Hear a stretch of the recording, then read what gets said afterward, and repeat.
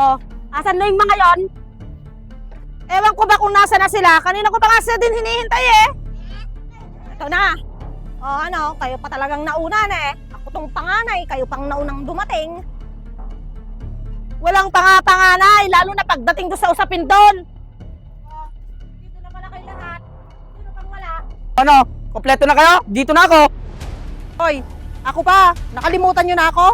Hawak ko na tong plano. So, simulan na natin. Saan ba banda yung sa inyo dito? Dito ako sa una. Dito. Ay! Hindi pwede. Ang panganay. Ako dapat dyan sa una. Eh paano pala wag magbi-business ako? Sa una ako. Hindi nga pwede dahil nabenta na yan. Alam, hindi tayo magbigay ng daan.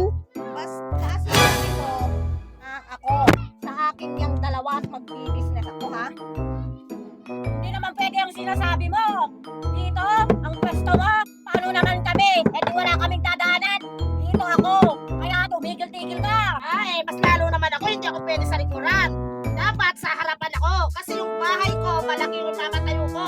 Walang dadaanan yung mga kotse ko. Para sabihin ko sa inyo, eto ang ibibigay nyo sa akin, tira-tira. Dapat ako ang bunso, ako ang nasa gitna. Teka lang, wala palang nagpapatalo sa inyo eh.